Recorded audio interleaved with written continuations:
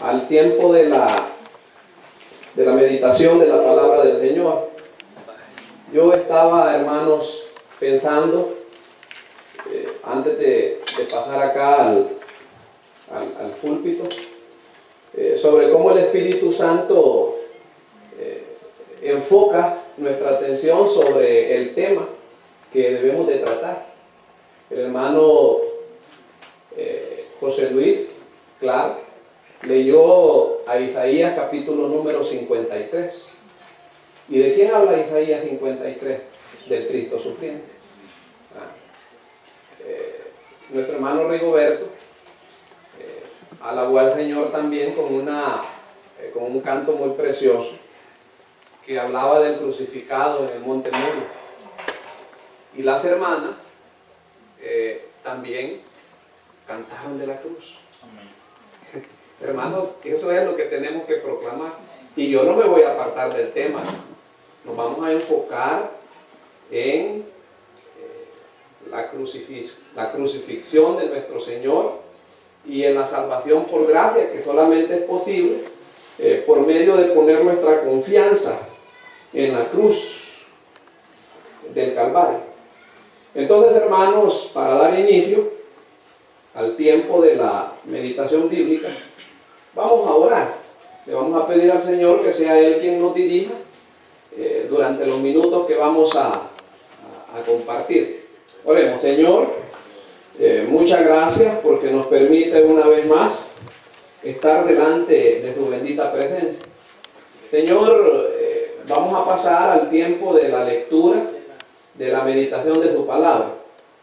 Gracias por todo lo que nos ha permitido hacer hasta este momento.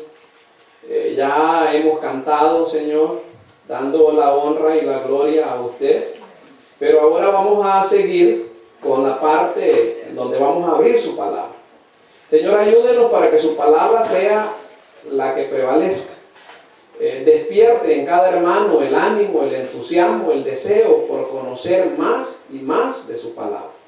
Le suplico que me dirija. Yo reconozco, Señor, que yo soy indigno. Soy incapaz de este privilegio. Señor, se me pone en el corazón clamar por los hermanos que están pues adoloridos por la situación que ha pasado en su familia. Nuestra hermana Tita, Señor, nuestro hermano Galileo, le pido que fortalezca a la familia. Solamente usted puede, Señor. Bendígales, anímeles, fortalezcales. Que la cruz de Cristo, Señor, pueda resplandecer en medio de su congoja. En el nombre de Jesús. Amén. Hermanos, entonces vamos a seguir con la parte que nos corresponde estudiar en esta mañana. Nuestro tema general es una pregunta, usted bien lo sabe. ¿Cómo se llama nuestro tema general? ¿Qué debo hacer para ser salvo? Ese es el nombre del tema. Y hemos hecho mención de algunos incisos, de algunos numerales, para ir avanzando en el desarrollo de este tema bíblico. ¿Qué debo hacer para ser salvo? En el número 1 hablamos de la importancia de la gracia. Y recordamos una vez más cuál es el significado de la gracia. ¿Y qué es la gracia? Es el favor inmerecido de Dios para con personas que pues ni lo merecemos ni la podemos ganar. Pregunta, ¿por qué es tan importante tener un entendimiento de la gracia de Dios? Y dimos 7 razones acerca de por qué es importante tener un entendimiento de la gracia de Dios. Luego abordamos otra pregunta dentro de nuestro tema general. La pregunta dice, ¿qué es el Evangelio de Cristo? ¿Y dónde encontramos la explicación documentada, bíblicamente documentada? Este pasaje, hermano, todo creyente debería de conocer. Todo creyente debería de poder decir a la persona que no conoce a Cristo, que está perdida, que en 1 Corintios capítulo 15, versículos del 1 hasta el número 11, está la definición de lo que es el Evangelio. Luego dijimos que el Evangelio está centrado en una persona específica, que es Cristo, una obra específica y una una ejecución específica, que es por nuestros pecados. Ahora, hermanos, el domingo anterior, yo no quiero dejar pasar desapercibido esta realidad. En el punto 2, en donde hablamos de que el Evangelio está centrado en una obra específica, hicimos mención de 4 eventos que no podemos olvidar, que debemos de considerar siempre y que son parte de esa obra específica. Podríamos decirlo de una manera amplificada, que esa obra específica se reúne o se resume en 4 eventos. ¿Cuáles son? Su muerte, exacto, murió, fue sepultado, resucitó y apareció, fue visto. Esos 4 acontecimientos, hermanos, son fundamentales dentro de lo que es la obra específica de por qué el Evangelio, o en la cual está centrado el Evangelio. Hasta ahí consideramos el domingo anterior. Ahora, hermanos, hicimos un recorrido breve, rápido, sobre este hecho. Hermanos amados, quiero rápidamente decirles que en la palabra del Señor, en el Evangelio de Mateo, en el capítulo número 7, versículos del 13 y 14, es decir, los versículos 13 y 14, leemos así. ¿Qué leemos en Mateo capítulo número 7, versículos 13 y 14? Leemos esto: entrad por la puerta estrecha, porque ancha es la puerta y espacioso el camino que lleva a la perdición, y muchos son los que entran por ella. Porque estrecha es la puerta y angosto el camino que lleva a la vida, y pocos son los que la hallan. ¿Sabía usted, hermanos, que en el libro de Romanos está una consideración detallada acerca del camino ancho? Pero antes de considerar el camino ancho o de recordarlo, es bueno, hermanos, que recordemos el camino angosto. El camino angosto, hermanos amados, conduce a este final, miren, conduce al cielo. ¿Y cuál es el camino angosto, hermanos?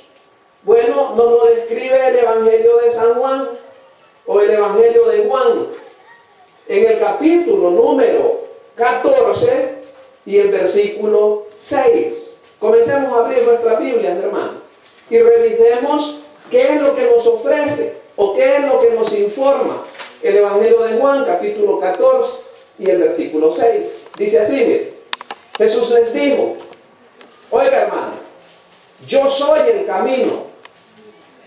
Oiga, si nosotros nos atenemos a la estructura gramatical de este pasaje, tenemos que poner cuidado, hermanos, en que solo hay un camino. No hay 2, no hay 3. El Señor dice: yo soy el camino. Sí, pero también dice: y la verdad, y la vida. Nadie viene al Padre sino por mí. ¿Sabía usted, hermanos, que la versión del Rey Jaime dice: nadie viene al Padre excepto a través mío? Así dice. Yo aquí tengo esa versión a la par. Ahora bien, hermanos, ese es el camino. Pero es interesante que Él es el camino, pero también es la puerta. ¿Qué dice San Juan atrás en el capítulo número 10 y el versículo 9? Dice así, mire. Sí, el Señor le manifiesta. Quienes andan una Biblia editada de la misma forma como la que yo ando, que las palabras de Cristo están en rojo, van a ver que ese pasaje de San Juan 10, 9 está en color rojo, porque son palabras de Cristo. ¿Y qué es lo que dice el Señor? Yo soy la puerta. Y habla de una puerta una vez más. Yo soy la puerta. El que por mí entrare será salvo. Y entrará y saldrá y hallará pastos como toda oveja del Señor. Entonces, ¿qué encontramos en este pasaje de San Juan 19? Primero, que Cristo es la puerta. Y en San Juan 14:6, que Cristo es el camino que conduce no a los Estados Unidos, hermano. No, nuestro fin, nuestro ideal no son los Estados Unidos, hermano.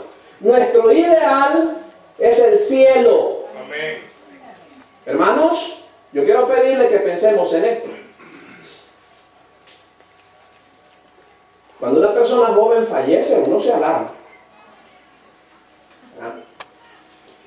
Cuando mi abuelita falleció, hermanos, una anciana de 93 años, yo no estaba acá, no estaba en el país, hermano. Ahí estaba en Costa Rica, no creo que andaba por Europa. Ahí estaba, ahí que en bus de va uno, hermano, en la Ticabús se va, en 3 horas llega. Ahí estaba.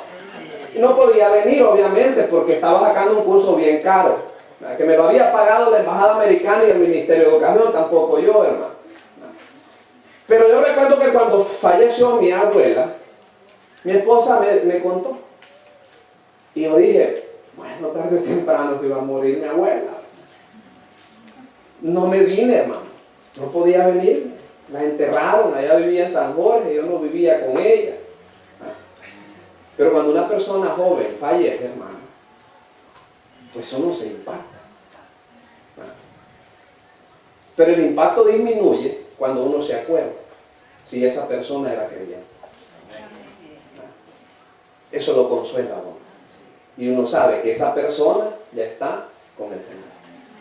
Por eso es que nosotros, hermanos, tenemos que entrar por esa puerta, que ya la conocemos. Aquí acabamos de leer cuál es esa puerta. Y tenemos que ir por ese camino. Es este, del que nos habla Juan 14:6. El camino es Cristo. Es angosto ese camino. Cuesta transitar ese camino. El que no cuesta es este, mire, hermano. Este camino es ancho, mire. Este no cuesta. Juan 14:6 describe el camino angosto, pero el camino ancho lo describe Romanos. Usted puede marcar, hermanos, Romanos. Es un buen bloque de lectura bíblica que va a hacer. Va a leer Romanos allá en su casa, con el auxilio del Espíritu Santo, capítulo 1, a partir del versículo 18, va a leer todo lo que resta del capítulo 1, va a llegar al capítulo número 2, va a leer de todo el capítulo 2, que tiene 29 versículos, y todo ese bloque de lectura abarca lo que es el camino espacioso. Ahora, ese camino espacioso, usted lo puede identificar en su lectura. Es un camino de 3 carriles. En el primer carril va el hombre inmoral. ¿Dónde lo describe Romanos? Del versículo 18 hasta el versículo 32. Allí va el hombre inmoral. Dice el versículo 18, mire. Porque la ira de Dios se revela desde el cielo contra toda impiedad e injusticia de los hombres que detienen con injusticia la verdad. Sí. Mire. ¿Por qué? Debido a que la gente cambió la verdad de Dios por la mentira y eligió adorar a imágenes de hombres, de aves, de reptiles y de animales. ¿Se ha fijado usted, hermanos? Tal vez en nuestra cultura no es común ver que una persona se postra delante de un animal, pero en otras latitudes sí, hermano. Se postran delante de aves, delante de animales, pero aquí la gente se postra delante de hombres, delante de imágenes de mujeres, delante de imágenes de niños. Ahora, Romanos 1 dice que cuando optamos por reemplazar a Dios en nuestros pensamientos, Dios nos entrega a ello y nos ponemos en una espiral descendiente, hermano, en la depravación, cada vez más y más profunda. Eso lo explicamos el domingo anterior. ¿Se ha fijado usted, hermanos, cómo a la gente no le alarma a veces prestar a su misma descendencia, hermanos, a su misma familia, prestarla a las cosas que degradan a la misma familia. Ya viene el 15 de septiembre, hermano. ¿Y sabía usted que la promiscuidad entre la juventud efervece en esta fecha? ¿Qué tiene que ver, hermanos, el 15 de septiembre, la fecha de la independencia patria, con salir semidesnuda? ¿Qué tiene que ver, por Dios bendito? Los muchachos en los ensayos se van, yo no sé para dónde, hermano. Después de la celebración sale cada uno por su camino y vaya usted a saber qué es lo que puede pasar en esas cosas. Ya los que ensayan ya no son mujeres, hermano. Mire cómo se han invertido las cosas, hermano. Ahora pareciera ser que los patos les disparan a las escopetas. Mire, hermano,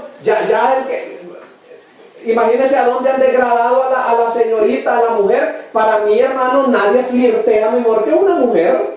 A mí me encanta ver el caminar de una mujer. A mí me encanta ver la gracia de una mujer. Pero ya se invirtieron las cosas. Ya el cachiporra no es la mujer, sino el que enseña la cachiporreada es un hombre. ¿Sí? Ya le puede hacer más el hombre, hermano. Ahora, a usted le da risa, hermano, pero yo le digo, ¿no le estoy diciendo la verdad? Sí, hermano, le estoy diciendo la verdad. ¿Ve? Ahora, fíjese bien, que dice Romanos 1, también nos dice que una persona puede llegar a un punto donde aunque sabe las ordenanzas de Dios, que los que viven como ellos son dignos de muerte, no solo continúan en su depravación, sino que también se complacen con los que practican tales cosas. Ellos piensan, me voy al infierno, pero ¿y qué pues? ¿A quién le importa? A lo mejor ya voy a estar con mis cheradas. Ahora, el camino 2, o el segundo carril de Romano, habla del hombre moral. Y ahí es donde alguien puede reaccionar. ¿Quiere decir que el hombre moral también lleva el mismo derrotero, lleva el mismo fin? Bueno, estudio Romanos, capítulo 2, hermanos, versículos del 1 al 16. También el hombre moral va para el infierno. Es que no es asunto de moral, es asunto de poner nuestra fe en Cristo. Romanos 2 dice que la persona moral, la persona que señala con el dedo al pecador inmoral, juzgándole, diciéndole desgraciado, es igualmente culpable delante de Dios. Dios le dice al pecador moral que es tan o igualmente culpable como el pecador inmoral. Porque la norma de juicio es la perfección moral. En efecto, Dios dice al pecador moral, si tú quieres ir al cielo por tus buenas obras, está bien, pero la norma es la perfección moral. Adán y Eva fueron expulsados del huerto del Edén solamente por un pecado, y basta solamente un pecado de su parte para hacerle culpable delante de Dios e indigno de hacer buenas obras para merecer ir al cielo. Fíjese, el versículo 12 nos dice que está dentro de lo que es la parte del hombre moral. ¿Qué dice el versículo 12? Porque todos los que sin la ley han pecado, ya explicamos que el tiempo de ese verbo es el tiempo aoristo, que se parece mucho al tiempo perfecto de la gramática castellana o de la gramática española. Ahora, dice que porque todos los que sin ley han pecado, sin ley también perecerán, y todos los que bajo la ley han pecado, por la ley serán juzgados. Quiere decir que la persona moral, como pecador, es tan o igualmente culpable tanto como la persona inmoral. Pero en tercer lugar, hermano, y quizás esto es más alarmante,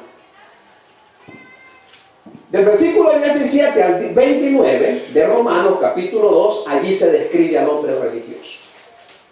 Y luego están las personas religiosas que piensan que su religión les da una posición especial con Dios. Pablo usa el ejemplo de los judíos al final del capítulo número 2. ¿Cuál es la conclusión de Dios sobre la persona religiosa? Es esto, mira. Tú que te jactas de la ley, dice el versículo 23, con infracción de la ley deshonras a Dios. ¿Por qué? El nombre de Dios es blasfemado entre los gentiles por causa de vosotros, dice Romanos 3 y el versículo número 24. Hermanos, qué ironía. La gente que piensa que en la religión se va a acercar a Dios, o que es a través de la religión como busca acercarse a Dios, es como más se aleja de Dios. La religión no puede hacer nada por las personas, hermanos. Por eso lo debemos de repetir. Nosotros en esta iglesia no tenemos una religión, tenemos una relación. Es diferente. Así que cuando confiamos en nuestra religión y creemos que vamos a ir al cielo por nuestra religión, la gente que nos ve fallar piensa, ¿cuál es el punto de creer en Dios? Y entonces el nombre de Dios es tirado por el suelo, es expuesto al vituperio. Dice Romanos 3:10, concluyendo, no hay justo, ni aún uno. Y el versículo 12 agrega, no hay quien haga lo bueno, no hay ni siquiera uno. Cada persona es culpable de pecado ante un Dios santo. Observe esto. Pero obsérvelo, hermano. Observe. Esa pared es la barrera del pecado, hermanos. ¿Ve? Ni el bautismo, que es un rito, ni asistir a la iglesia. Yo recuerdo que un pastor, hermano, le decía a la congregación, 3 cultos como mínimo les decía. Así decía desde el púlpito. 3 cultos decía. ¿Ve? Así decía ese pastor, hermano. 3 cultos le decía a la congregación. Es decir, él les ponía de requisito 3 cultos a la congregación. Que asistieran 3 cultos. Entre paréntesis le digo, hermano, ese diezmo de esa iglesia. Poderoso. Yo no sé si por eso era que él pedía 3 cultos. Yo allí solo estoy haciendo una suposición y perdónenme el abuso. Pero así decía. Ahora, ¿será cierto que por cumplir con 3 cultos a la semana, hermano, yo voy a obtener la justificación? No. Amar al prójimo. Eso lo hacemos porque somos salvos, hermano.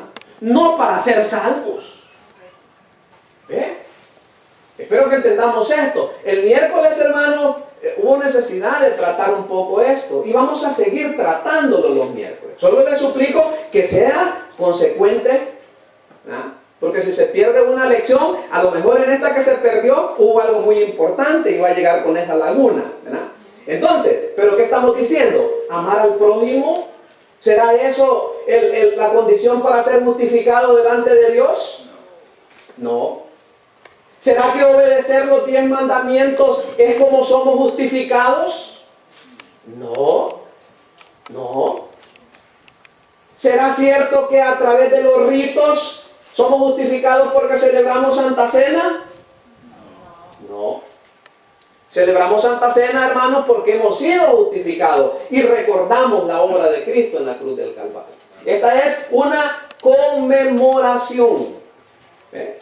Entonces, hermanos, ¿cuál es la conclusión? La barrera del pecado no la bota. Ni el bautismo, ni asistir a la iglesia, ni amar al prójimo, ni obedecer los 10 mandamientos, ni ritos de ningún tipo. No pueden botar la barrera del pecado. Dios dice que hay una barrera del pecado entre nosotros y Dios. Claro que existe, hermano. Quiero suplicarle que por favor pongamos mucha atención a ese versículo. Lea. Espero que lo pueda leer desde atrás. Y si no, yo se lo leo, hermano. Fíjense bien lo que dice Isaías capítulo número 59 y el versículo 2. Pero vuestras iniquidades han hecho división entre vosotros y vuestro Dios. Y vuestros pecados han hecho ocultar de vosotros su rostro para no oír. Eso es lo que dice Isaías 59:2. Ninguna cantidad de buenas obras, ningún rito religioso puede derrumbar la barrera entre usted y Dios. Nadie puede derrumbar esa barrera. No puede nada ni nada. Quiero mostrarle otra imagen. Que para mí las imágenes son muy buenas porque son ilustrativas. Ayudan. Observe eso. Observe. Ponga atención en esa ilustración. Miren, hay falta de balance, hermano.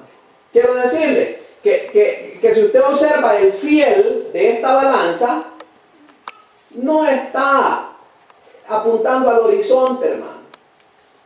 fiel está desproporcionalmente cargado, sería a mi derecha.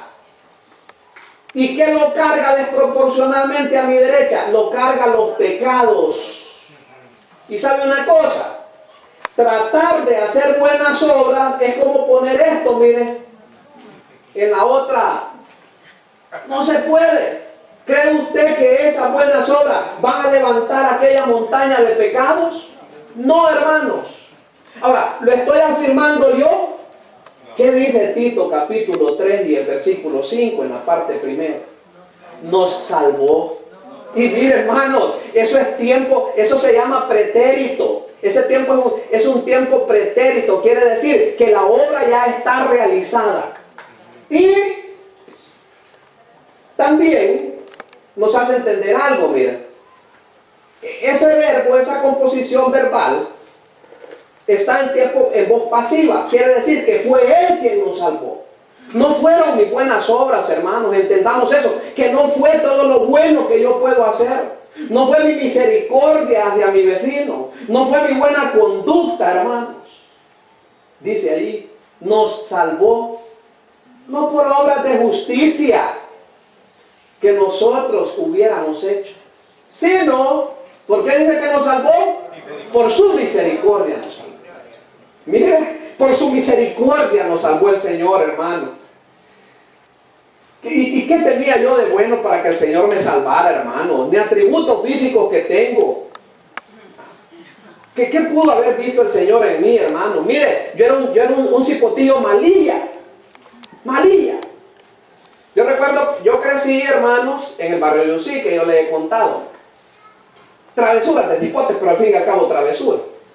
Entonces, el alcalde de aquel entonces, que se llamaba Enrique Orellana, nos dio permiso, en nuestra pobreza insultante, le dio permiso a mi mamá que nos fuésemos a vivir a la escuela en donde ahora es director el hermano Cayetano Alberto Gómez. Allí vivimos. Allí nos habilitaron el corredor sur, y allí vivíamos. Pero fíjense, miren, que antes de que nos fuéramos a vivir a ese lugar, ¿sabe qué hacía, hermano? Me metí a robar yeso ahí a esa escuela. No me vaya a demandar, hermano, ya el tiempo fue. Mire, hermano, me metí a robar unas cajas de yeso, mire, y hacía una torre de pupitres con otro tipo malilla, porque ese techo es alto, era alto cuando eso era teja. Abríamos un agujero, hermano, y yo no sé cómo hacíamos, y hacíamos una pila de pupitres y nos bajábamos. Y yo recuerdo que una vecina nos descubrió y nos gritaba, ¡pécaro, ya están! Decía, y salíamos, hermanos. Mire, una vez me pegué una matada, hermano, que por gracia del Señor aquí estoy. Ahora, le pregunto, ¿acaso, hermano, una persona acostumbrada a hacer el mal, hermano, puede merecer la salvación? No, hermano, no se puede. Además, supongamos, hermano, que yo he aprendido por medio de la enseñanza moral o por los libros de automotivación a hacer bueno. Y con esos pecados, ¿qué hacemos, hermano? Pues sí, ¿qué hacemos? Y no están en mi cuenta, pues. Pero Cristo perdonó los pecados pasados. Los pecados pasados Cristo los perdonó. Yo les he explicado, miren, que un hombre se quebrantó una vez que yo prediqué en otra iglesia. Y aquel hombre no podía parar de llorar, hermano. Yo me preocupé. El culto terminó, la gente se despidió y aquel hombre lloraba. Y el lugar en donde él estaba así, eso estaba mojado de secreciones de aquel hombre. Y yo me le acerqué.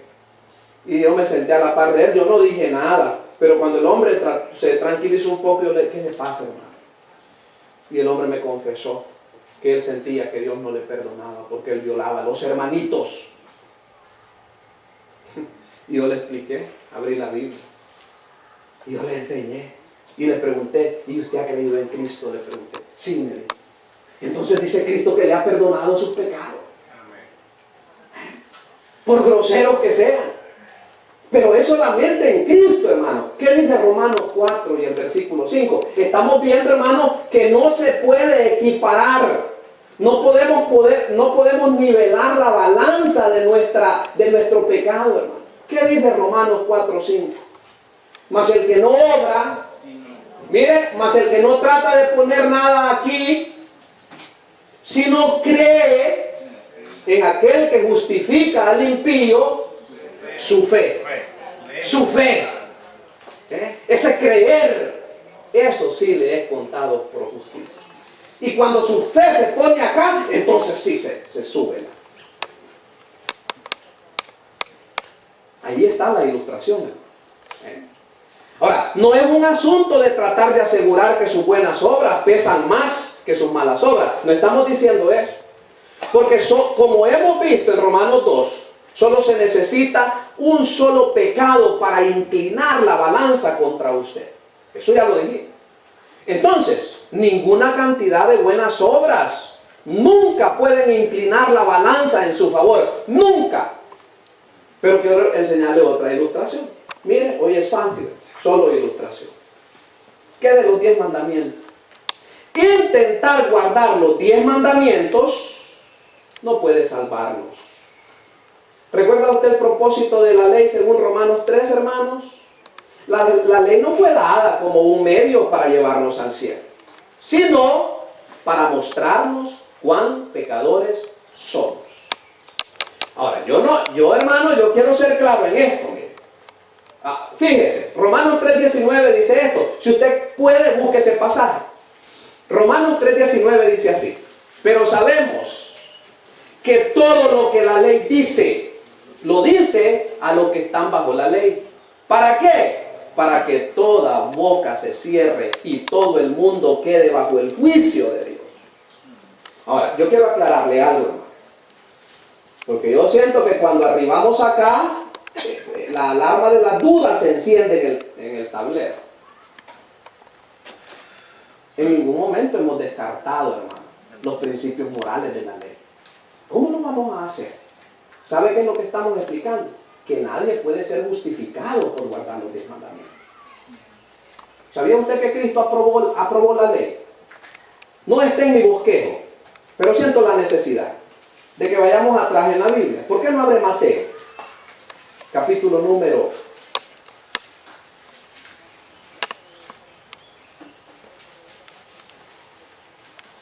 5. Le pido que por favor abra Mateo, capítulo número 5.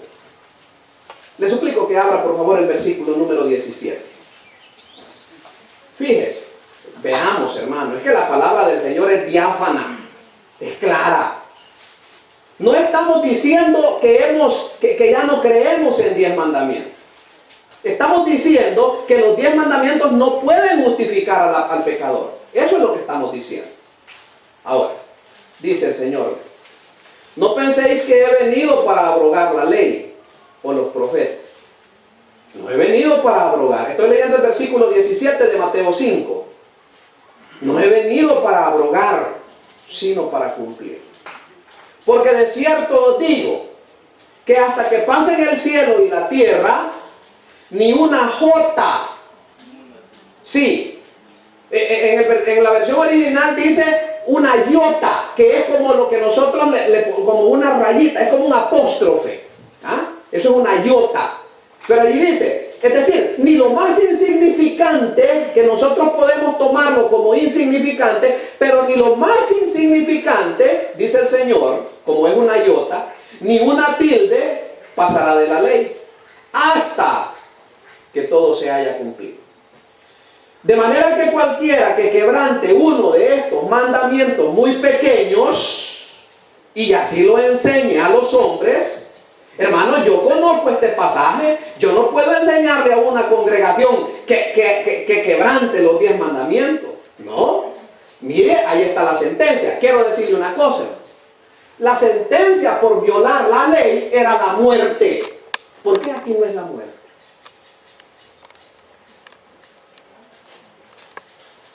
¿Sabe qué pasa aquí? Nuestra parte en el tribunal de Cristo se disminuyó. Allí lo explica. Porque dice, y así enseña a los hombres, estoy leyendo la cintura del versículo 19, muy pequeño será llamado en el reino de los cielos. Pero va a estar en el reino de los cielos.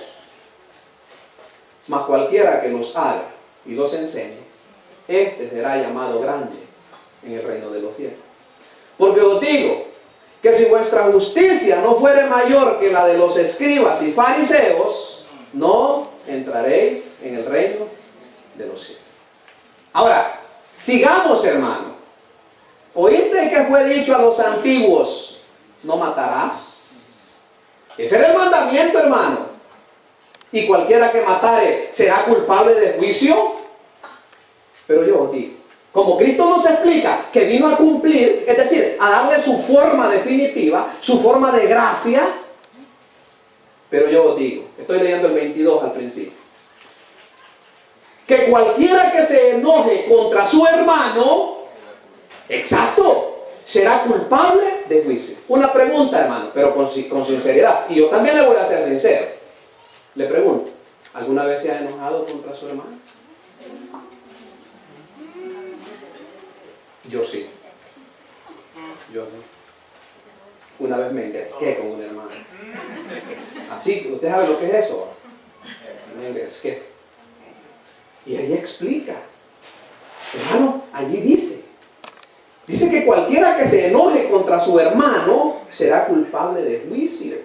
Y cualquiera que diga necio a su hermano será culpable ante el concilio. Y cualquiera que le diga fatuo quedará expuesto al infierno de fuego. Por tanto, dice el Señor, si traes tu ofrenda al altar y ahí te acuerdas de que tu hermano tiene algo contra ti, deja ahí tu ofrenda delante del altar y anda. Reconcíliate primero con tu hermano, hombre. Y entonces ven y presenta tu ofrenda. Tan lindo que es el reconcilio, ¿verdad? Tan lindo que es el reconcilio. Cuando uno está enojado y por fin se habla, que ya uno le pone la comidita caliente, que ya le sirven el café, hermano. Y se ha fijado que hay más entusiasmo, más amor, ¿verdad? Las parejas, qué lindo cuando las parejas se reconcilian, ¿verdad? Y que se reconcilien de la mejor manera, hermano. Y dice allí el Señor, mire, ponte de acuerdo con tu adversario pronto, dice. Estoy leyendo el 25. Entre tanto que estás con él en el camino angosto, mire, no sea que el adversario te entregue al juez y el juez al alguacil y seas echado en la cárcel. De cierto te digo que no saldrás de allí hasta que pagues el último cuadrante. Sigamos. ¿Oíste y que fue dicho, no cometerás adulterio? Ese era el mandamiento. Pero como el Señor vino a darle su forma definitiva, porque dice que Él vino a cumplir en la gracia. Pero yo os digo que ya no es necesario consumar un hecho. Porque dice el Señor, pero yo os digo que cualquiera que mira a una mujer para codiciarla, sí, ya estuvo, ya adulteró con ella en su corazón. Tendría que ser la misma pregunta anterior, ¿verdad? Hermanos, cuando nosotros infringimos, ¿sabe qué tenemos que hacer? Pedirle perdón al Señor. La Biblia dice que abogado tenemos. Ahora, ¿será posible obtener la justificación por guardar los 10 mandamientos? No se puede. La Biblia es clara, hermano. No se puede. No podemos, hermano. Entonces, ¿qué escribió Pablo en 1 Corintios capítulo 15? El versículo 3. Porque primeramente, oiga qué lindo este pasaje, hermano. Y busquemos, por favor, 1 Corintios 15, 3. Vamos a terminar, hermanos, un poco rápido porque tenemos la celebración. Y yo me siento incómodo, hermano, cuando pues, no me gusta cansarlo. Dice 1 Corintios 15, 3. Dice, porque primeramente, es decir, Pablo está hablando de algo prioritario. Como dijimos en la introducción de Romanos, Pablo bien pudo hablar, hermanos, de la creación. Pablo bien pudo hablar, hermanos, de tantos temas bíblicos. Pero Pablo dice, porque primeramente os he enseñado lo que asimismo recibí, que Cristo murió por nuestros pecados, conforme a las Escrituras. Hermanos, sepa esto, mire. Oiga, vea esta ilustración. Esa ilustración, hermanos, nos hace ver que Jesucristo murió en la cruz por nuestros pecados. Su muerte fue hecha por nuestros pecados. Cristo no murió por sus pecados, porque Cristo no tenía pecado. Por eso decía el canto. Mire, el justo por el injusto.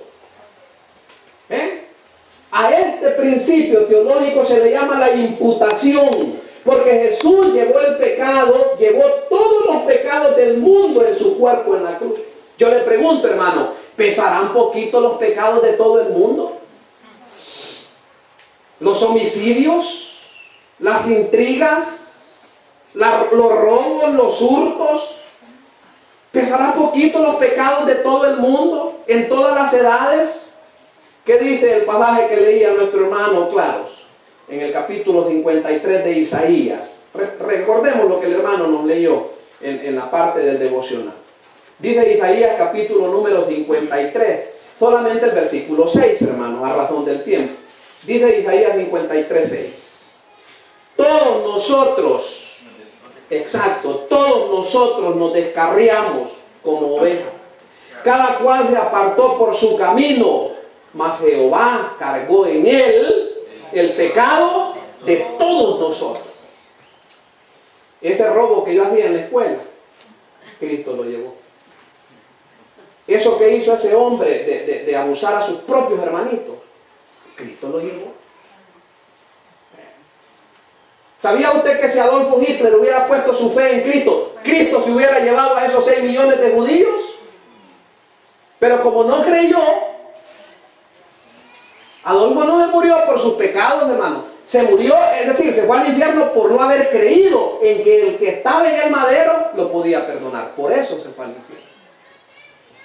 ¿Qué dice 1 Pedro 2.24, hermano? Rapidito, ya vamos a terminar como le advertí. ¿Qué dice 1 Pedro 2.24? Leamos ese pasaje, porque es un pasaje que nos ayuda también. La primera epístola del apóstol Pedro, capítulo 2 y el versículo 24, dice así, miren: quien llevó él mismo nuestros pecados en su cuerpo sobre el madero, para que nosotros, estando muertos a los pecados, claro, vivamos a la justicia, y por cuya herida fuisteis sanados. Yo esa promesa siempre la tomo para mí, hermano. ¿Qué dice segunda Corintios 5:21? Este pasaje no podemos descuidarlo, hermano. Para mí es uno de los pasajes gloriosos que nos hablan claramente de la imputación. ¿Qué dice 2 Corintios 5:21? Dice así, mire. Es el último versículo del capítulo 5. Al que no conoció pecado, por nosotros lo hizo pecado, para que nosotros fuésemos hechos justicia de Dios en él. Por eso le digo, hermano, que cuando Dios nos ve justificados en Cristo. ¿Ven? A eso se le llama, hermano, imputación. ¿Ven? Rapidito, solo quiero pasar 2 láminas, hermano, para que vayamos terminando. Vea esto.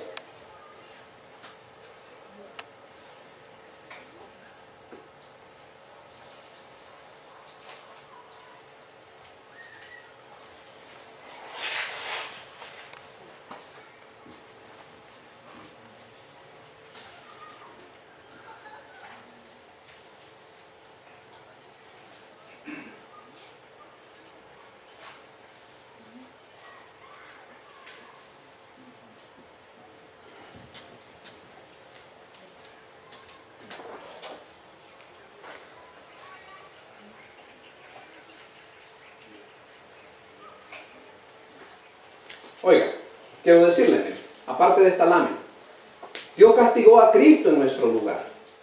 ¿Ve? Dios castigó a Cristo en nuestro lugar. Ponga atención a eso. ¿Quién nos habla de ello? Hermanos, tenemos que recordar que la ira de Dios que nosotros merecemos debidamente como pecadores fue derramada en Jesucristo en la cruz del Calvario. Como teníamos el pasaje de Isaías, capítulo 53, ¿qué dice el versículo número 5?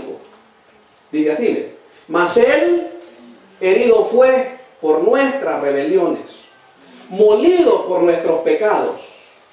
El castigo de nuestra paz fue sobre él, y por su llaga fuimos nosotros curados. Eso es lo que dice ese versículo. Ahora, quiero recordarle, lo que dice Mateo capítulo número 27. Pasémonos a Mateo, hermano, ya vamos a finalizar. Mateo capítulo número 27 y el versículo 46 dice estas palabras. Dice que cerca de la hora novena, Jesús clamó a gran voz diciendo, Elí, Elí, lama sabactani. Esto es, Dios mío, ¿por qué me has desamparado? Quiero recordarle que cuando Cristo expresó este clamor, yo la manera que encuentro para explicarlo, hermano, fue con lo que me preguntó una persona, de que si Cristo es Dios, ¿por qué habla así? ¿Por qué se queja de que Dios lo ha desamparado? Siendo Dios, siendo eterno, siendo hermano, todo conocedor, siendo todopoderoso. Y la respuesta que se me ocurrió para esa persona, hermano, fue decirle, por tu culpa. Porque es la verdad, hermano.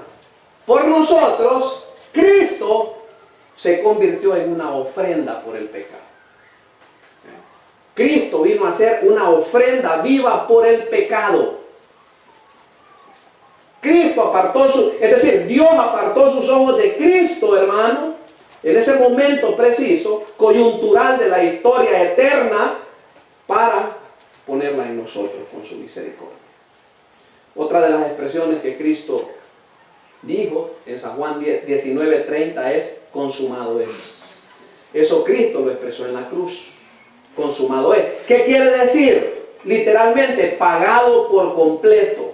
Porque la muerte de Cristo en la cruz del Calvario fue con un propósito específico. ¿Qué propósito? Hacer un pago completo por nuestros pecados. ¿Sabía usted que consumado es, o esa voz griega, tetelestai, quiere decir finalizar? ¿Quiere decir completar? ¿O quiere decir hacer un pago completo? Y eso fue lo que Cristo hizo. Cristo hizo un pago completo por nuestros pecados. Ahora, en su ira, Dios le dio la espalda a Jesucristo en la cruz. No olvidemos eso. Romanos 3 nos dice que Dios puso como propiciación en la cruz a su Hijo, Jesucristo. La ira de Dios fue satisfecha en la cruz por la muerte de nuestro sustituto, Jesucristo. Y como tenemos ahí Isaías 53, yo quiero leer 2 versículos más de ese pasaje, de Isaías capítulo número 53. ¿Qué dice el versículo 10 y 11? Dice así, miren.